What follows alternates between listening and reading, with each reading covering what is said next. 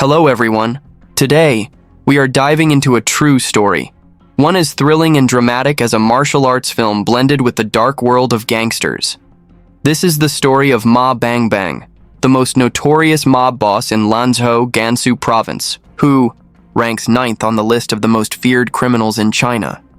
From being an outstanding student, once a class leader with a bright future ahead, he was drawn into the whirlwind of martial arts novels, idolizing martial arts skills, and yearning for power. This very fire destroyed all his hopes and transformed him into a monster in human skin, becoming the leader of the most brutal criminal gang in Lanzhou's history. Under Ma Bangbang's iron fist, his gang, known as the Ma family army because most of its members shared the surname Ma, became an inescapable nightmare in Gansu. This was not only the largest gang, but also the most persistent criminal organization, spreading terror throughout Lanzhou for over a decade.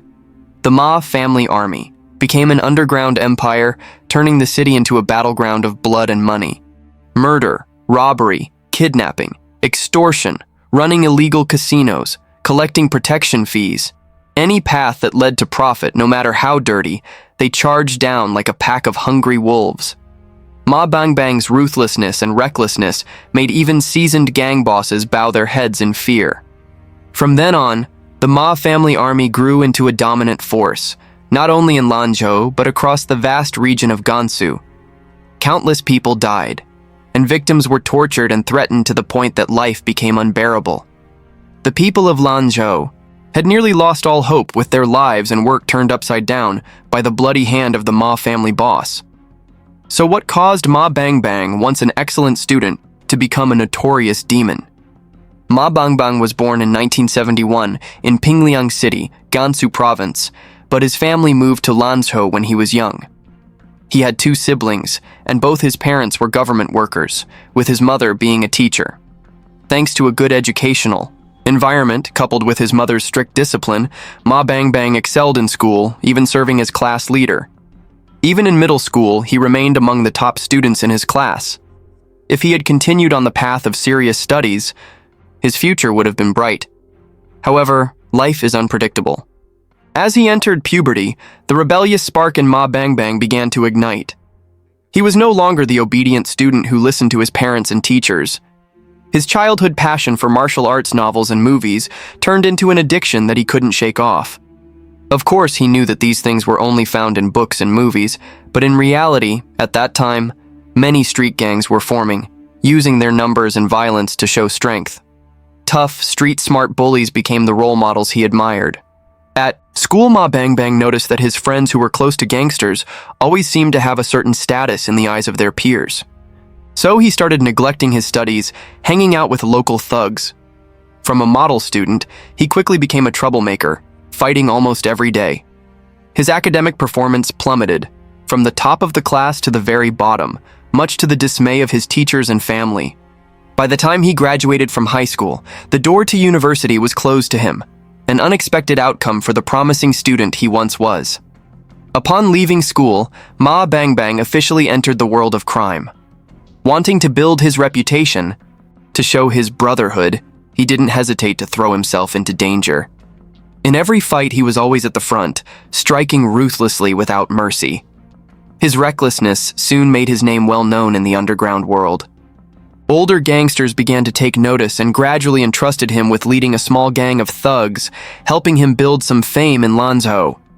Not stopping there, to upgrade himself, Ma Bangbang spent over a year learning martial arts at a training school. When he returned, armed with martial skills and a group of loyal followers, he dominated the streets, becoming a notorious figure who made everyone wary. However, at that point, he was still just a street thug, living day by day through meaningless fights without a stable income. To make a living, Ma Bangbang tried his hand at various jobs, working as a factory worker, selling clothes and baking pastries. With his quick wit, he managed to make a decent amount of money. During this time, he even got married, dreaming of a peaceful life with his wife and child. But as the saying goes, if you're close to ink, you'll turn black. The winds of the underworld never let him go. Even though he tried to run a legitimate business and had settled down with a family, Ma Bangbang couldn't cut ties with his old criminal friends. His underlings continuously whispered sweet words in his ear, urging him to join them in shady deals. True to his sense of loyalty, he maintained his legitimate business while dabbling in robbery and theft. His life, which seemed to be on a new path, quickly crumbled when he was caught by the police during a robbery and sent to prison. During his time in prison, Ma Bangbang did a lot of soul-searching, telling himself that once he got out, he would leave the underworld behind and rebuild his life with his small family. But the underworld is not a place you can leave so easily. On the day of his release, his old gangmates came to pick him up with great fanfare, celebrating his return like a hero.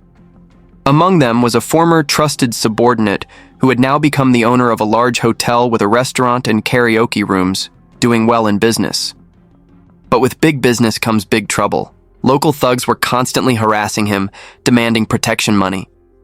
Using his established reputation, the former underling begged Ma Bangbang to come back and protect the area.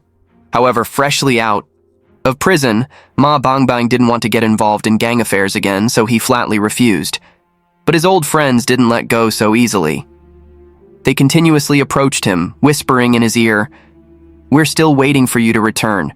Together we can do something big, shake up Lanzhou." Faced with their hopeful eyes and the bond of brotherhood, Ma Bangbang's resolve to lead an honest life began to waver.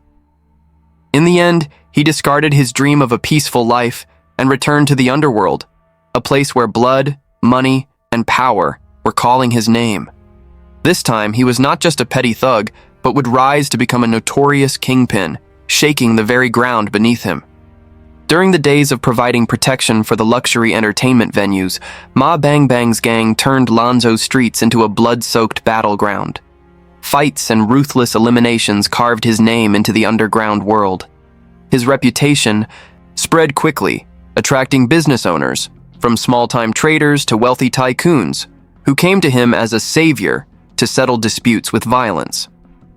Even through a complex network of relationships, people sought his help to arrange shady deals that the law could not touch. The feeling of being respected, of standing above others, became an addictive drug for Ma Bangbang, pulling him deeper into the endless pit of the underworld. From then on, his gang became a whirlwind of violence, destroying everything in its path.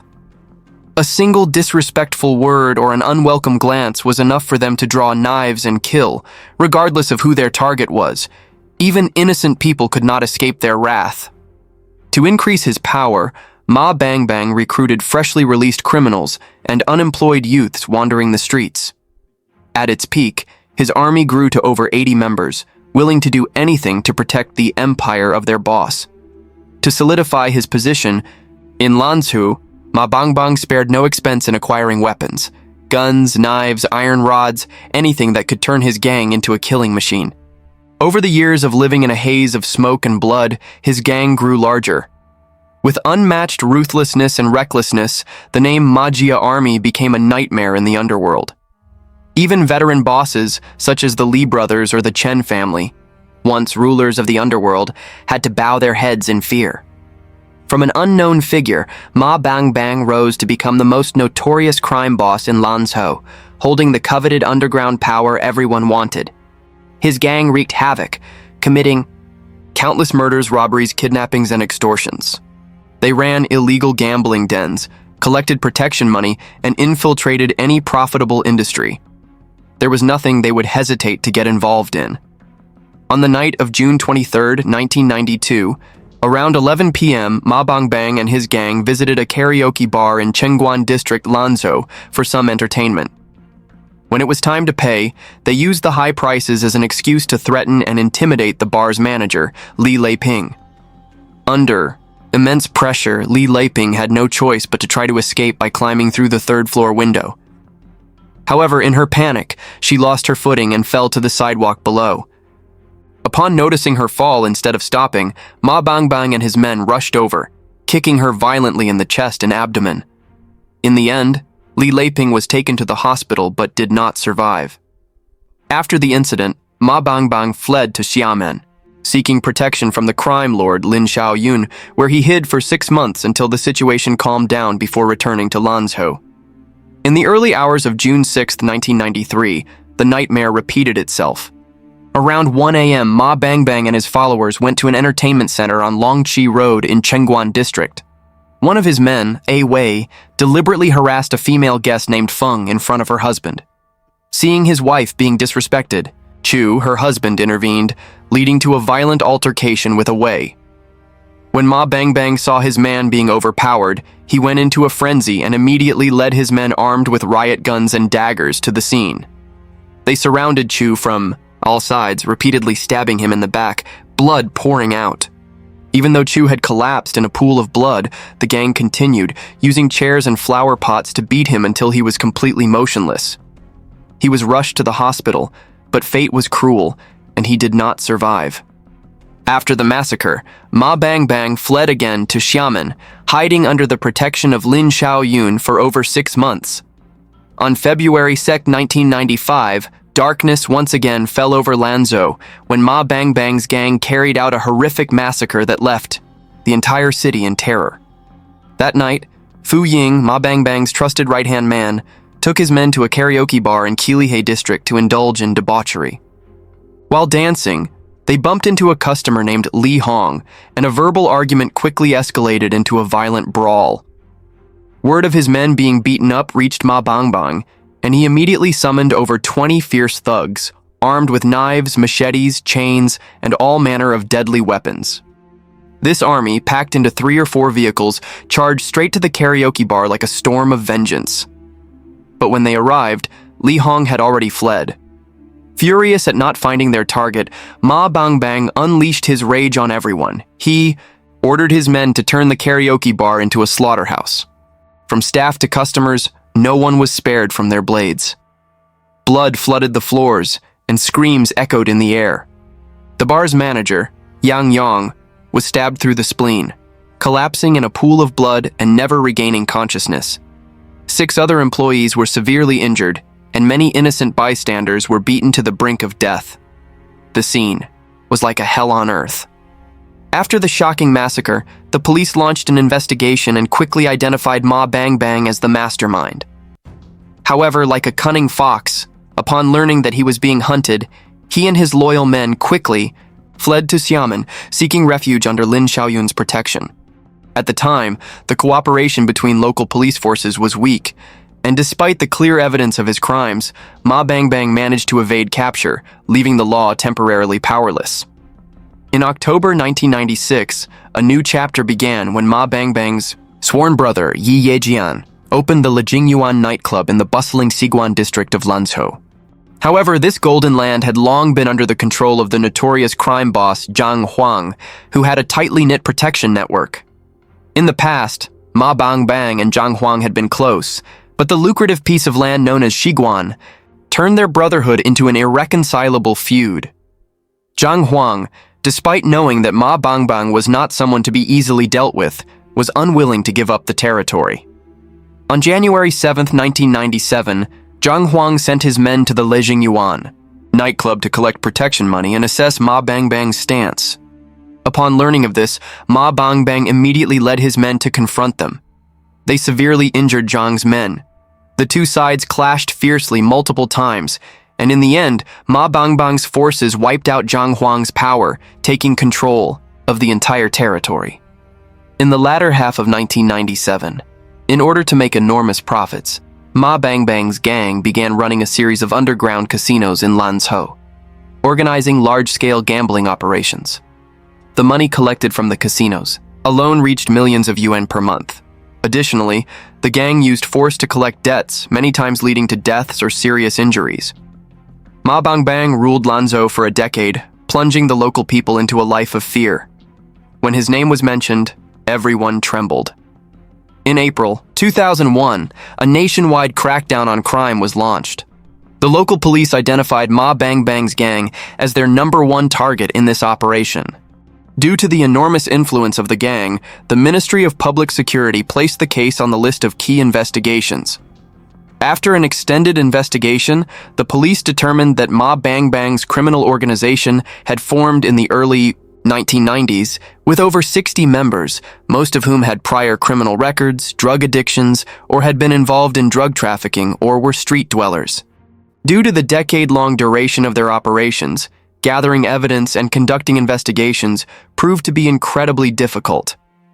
In early August 2001, following directives from the Provincial Public Security Department, Lanzhou City Police established Special Case 807, dedicating all resources to solving the case. After more than half a year of effort, the investigation started to make significant progress. By March 31, 2002, aside from Ma Bangbang, who was still on the run, 50 out of the more than 60 members of his gang had been arrested. At this point, Ma Bangbang's criminal organization was essentially dismantled. After nearly 8 months of undercover investigation, on December 16, 2002, Ma Bangbang, the leader of the gang, was captured in Haikou. During the interrogation, the full extent of the gang's crimes was revealed. From June 1992 to August 2000, they had committed over 100 criminal acts, including 16 major cases, which resulted in 13 deaths, 5 severe injuries, and an innumerable number of victims who had been assaulted. On August 4, 2004, the trial began. A total of 60 gang members were put on trial. Due to the large number of cases involved, the indictment was hundreds of thousands of words long, spanning 120 pages. Of the 60 individuals, 59 were convicted, and the 7 ringleaders, including Ma Bangbang, were sentenced to death. After the first trial, Ma Bangbang's group appealed. In 2006, the Gansu Provincial High People's Court issued the final verdict. Of the 60 defendants, only 1 was acquitted, and the remaining 59 were appropriately punished by the law. Ma Bangbang and 6 of his key accomplices were sentenced to death and executed immediately. 4 others were sentenced to death with a 2-year delay in execution, and 7 were sentenced to life imprisonment. However, Ma Bangbang's story did not end with his sentence. Once a promising student with a bright future, he destroyed everything with his own hands because of misguided passions and blind ambitions for power. He had opportunities to turn his life around, to dream of a family, but the temptation of the underworld and misplaced loyalty to a distorted sense of brotherhood dragged him into an inescapable abyss. When he stepped onto the scaffold, perhaps, he looked back, but it was all too late, a regretful reflection in the face of inevitable justice. Have you ever hated someone so much that you wanted them to disappear from your life? Of course, everyone has felt that way at least once, right? Maybe they treated you terribly or even ruined your life. But what if it was just because they slapped you? This is the case we're delving into today. Chunping, 45 years old, was a wealthy man with assets worth tens of millions of USD. He was married with 3 children, 2 daughters and a son. Both Chunping and his wife were investors involved in local real estate development projects, and they also owned multiple properties in Guang'an and Chengdu. To those around them, the couple seemed to have a great relationship, and their family life appeared harmonious. However, no one could have imagined that behind this facade of a perfect life lay a horrifying truth. It was not until March 21st, 2008 that this truth came to light. In a grand mansion belonging to the Qin family in Yueqi County, Guang'an City, Sichuan Province, it was past 11 p.m. Chunping's daughter had just returned home after spending time with friends. She was heading to her room when she noticed something unusual in her father's room. When she stepped inside to check, she found her father, Chunping, dead on his bed. Terrified, she immediately called the police.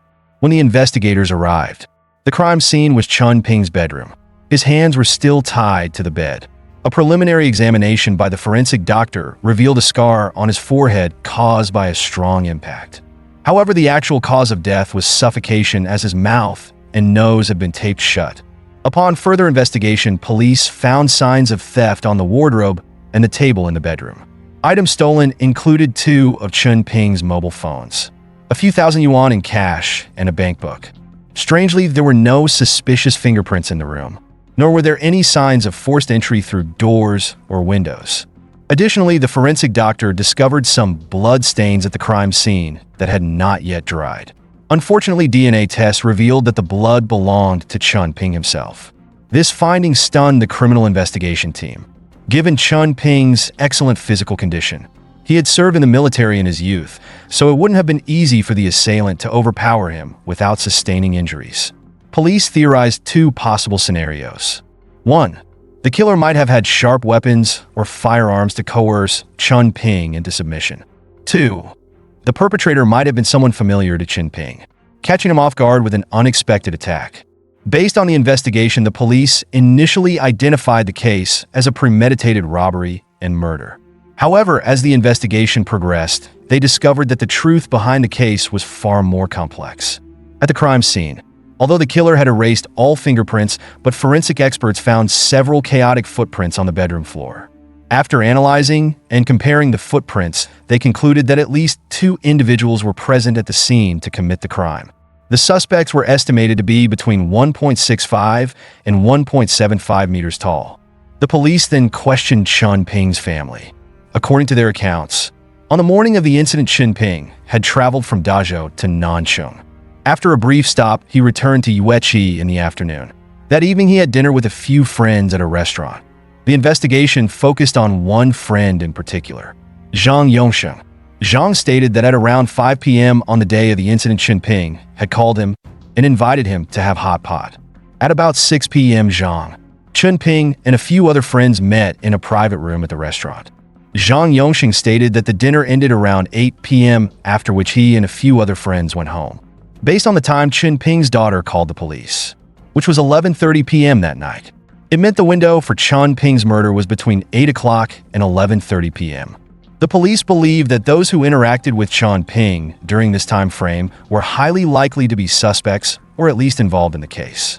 Sure enough, after further questioning, the police identified another friend of Chun Ping's named Chenhua. Chenhua, also 42 years old, was from the same village as Chun Ping. Recalling the events of that night, Chenhua said that after the dinner, he and Chun Ping went to a nearby karaoke bar, KTV, to sing together. After singing, Chun Ping drove Chenhua home. Chenhua clearly remembered arriving home at around 10:15 p.m., after which Chun Ping drove off alone. This narrowed the time of the murder even further, from 10:15 to 11:30 p.m., leaving just a 75-minute window. Although Chenhua was eliminated as a suspect, he told the police that another woman named Yang Meifeng had been singing with Chun Ping that evening. Yang Meifeng was also from Yueqi. According to her account, she had known Chun Ping for over 3 years and was in a romantic relationship with him. Given this secret relationship, the police couldn't help but suspect that she might have killed Chun Ping due to a lover's quarrel. However, the footprints at the crime scene did not match Yang Meifeng's profile. Moreover, according to Chenhua, the relationship between Yang Meifeng and Chun Ping had always been harmonious. As a result, the police concluded that Yang Meifeng had no clear motive for committing the crime and, based on the timeline, she also had an alibi. The investigation hit a dead end. The police had no choice but to redirect their efforts back to the crime scene. Sure enough, at Chun Ping's home, they uncovered some shocking secrets. After a thorough search, the police found a handbag under the bed in Chun Ping's bedroom. Inside the bag were large bundles of cash glued together, several medicine bottles, and a sample of counterfeit money. These findings raised new suspicions. Was Chun Ping involved in illegal activities, such as producing counterfeit money? Could conflicts over profit sharing with accomplices have led to his murder? If this were true, the case might conceal far more secrets than it initially appeared. The police immediately sent the evidence to the relevant authorities for verification. It was discovered that the bundled cash was all officially issued by banks, and while the counterfeit money samples were crudely made, they were not convincing enough to pass as real currency. The police continued to search for additional evidence at the crime scene and eventually found something significant.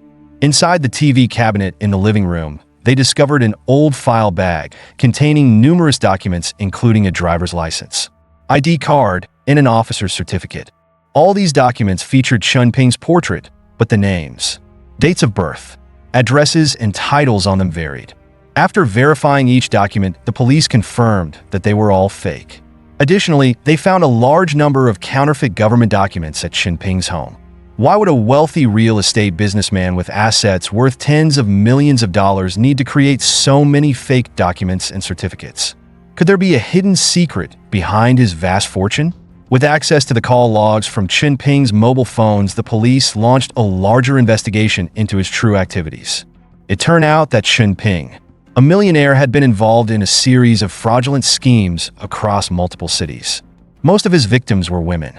Chen Ping would first target them through social media, then gradually gain their trust through conversations and interactions. After successfully gaining the victims' trust, Chen Ping would deliberately travel to their city, fabricating a story about being in charge of a national construction project. Next, Chen Ping would invite the victim to meet in person. During these meetings, he presented himself as a wealthy and successful individual through displays of generosity and persuasive communication.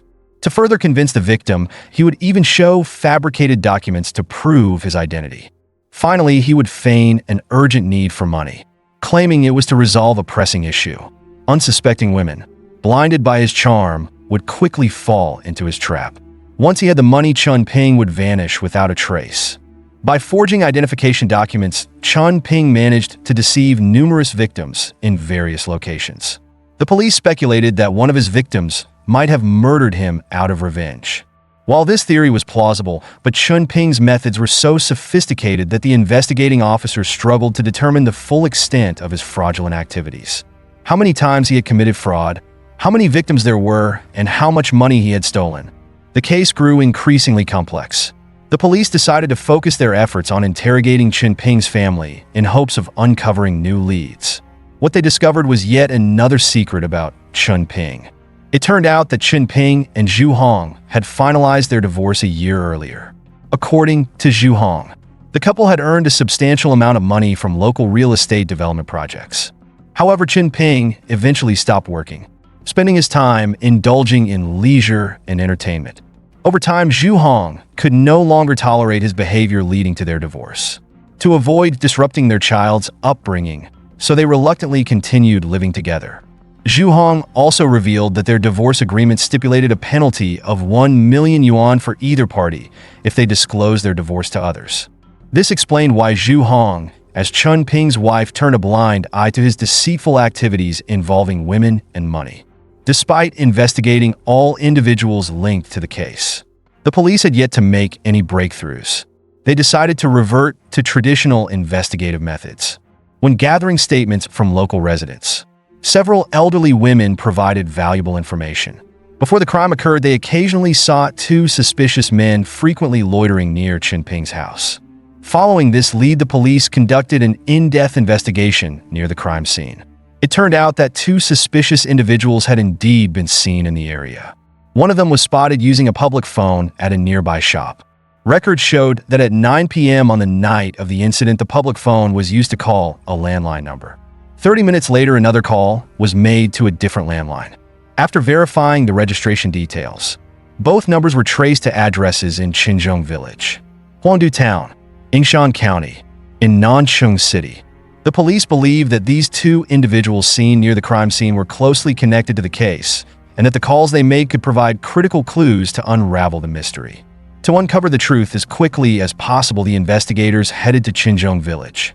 They located the registered address of one of the landline numbers, which turned out to be a public phone in a snack shop. However, due to the high number of people who had used the phone at that time, no valuable information was obtained. When investigating individuals with prior criminal records in the area, the police focused on a man named Chen Shan from Qinzhong Village. He had previously been sent to a re-education camp for involvement in a fight and had since worked in Guangdong Province. The police visited Chen Shan's parents, who revealed that he had unexpectedly returned home on March 22, 2008, the day after the incident. However, he left in a hurry shortly afterward. This sequence of events further deepened the police's suspicion. They searched Chen Shan's parents' house and found a mobile phone which was identified by Chen Ping's family as the one the victim had used while alive. At this point, the police determined that Chen Shan was the primary suspect in Chen Ping's death. Shortly afterward, he was officially apprehended in Guangdong Province. Initially, during interrogation, Chen Shan completely denied his involvement. However, when police found another mobile phone at his residence, which also belonged to Chen Ping, he could no longer maintain his defense. Faced with overwhelming evidence, Chen Shan's psychological defenses crumbled. He confessed to his crimes and revealed the identity of another suspect, Jiang Wenxue. The police later arrested Jiang Wenxue in Longyan City, Fujian Province. In the interrogation room, when questioned by the police, both Chen Shan and Jiang Wenxue confessed, revealing the entire truth. The motive for the crime was entirely unexpected. It was orchestrated by a mastermind, Kai Chi Hong. Kai Chi Hong, known as Boss Kai, was a prominent figure in Yueqi County. According to his confession in 2005, 3 years prior, he had entered into a business partnership with Chen Ping and his wife, Zhu Hong. Together, they developed real estate projects in Yueqi County, earning significant profits. However, one day in 2007, Kai Chi Hong had a fierce argument with Zhu Hong at a construction site. In public, Zhu Hong slapped Kai Chi Hong across the face. Kai, humiliated and enraged, tried to retaliate, but was stopped by bystanders. For a man of his social stature, being struck by a woman in broad daylight was intolerable. Seeking revenge, he instructed Peng Shanshan, a subordinate who managed a local martial arts school, to plan retaliation against Zhu Hong. Peng Shanshan then asked one of his trainees, Wang Ba, to find 2 thugs for the job, one of whom was Jiang Wenxue. However, they soon realized that Zhu Hong was always accompanied by others, making it difficult to act. Their first attempt failed. Jiang Wenxue then reached out to Chen Shan, a former acquaintance from their days working in Guangdong. Together, the two devised a new plan. A few days before the incident, Chen Shan and Jiang Wenxue scouted the area around Zhu Hong's house. During one of these visits, Chen Shan noticed a power switch outside Zhu Hong's house and came up with an idea. The plan was to cut the power to the house in the evening while Zhu Hong was home. Naturally, she would step outside to check, allowing them to ambush her with knives. On the night of March 21st, 2008, the two hid outside the house for a long time. However, at around 10:30 p.m., it was not Zhu Hong who emerged but Chen Ping. Unaware of the divorce, the two thugs assumed that harming the husband would suffice if they couldn't get to the wife. Acting on this assumption, they pulled out a fake gun to threaten Chen Ping, successfully forcing their way into the house. Inside Chen Ping's bedroom, the two men brutally beat him. They then bound his hands and feet with iron wire and tape, gagged his mouth to prevent him from shouting, and ransacked the house for valuables before fleeing. Ironically, whether due to karma for Chen Ping's past misdeeds or sheer bad luck, the earlier power outage left the house in complete darkness. In their haste, the two failed to notice that the tape meant to silence Chen Ping also covered his nose, cutting off his ability to breathe. As a result, he suffocated to death. A year later, in 2009, the Guangin Intermediate People's Court in Sichuan Province sentenced Chen Shan and Jiang Wenxue to death for intentional assault. However, 2 years later, their sentences were commuted to life imprisonment, along with lifelong deprivation of political rights and a fine of 1,000 yuan. Kai Chi Hong, the mastermind behind the crime, received a 10-year prison sentence. In July 2011, in Xinqiang County, Shaoxing City, Zhejiang Province, Peng Shanshan, an accomplice who had been on the run for 3 years, was apprehended by Yueqi police and brought to justice. At this point, all individuals involved in the case had faced consequences for their actions. Ultimately, did all this tragedy stem from a single slap? If everyone were to act like Kai Chi Hong, human life might lose all its value. While personal honor can be important, sacrificing humanity to protect one's pride comes at an unbearably bitter cost. What are your thoughts on this story? Share them in the comments below, and don't forget to support us by liking the video and subscribing to our channel. See you in the next video.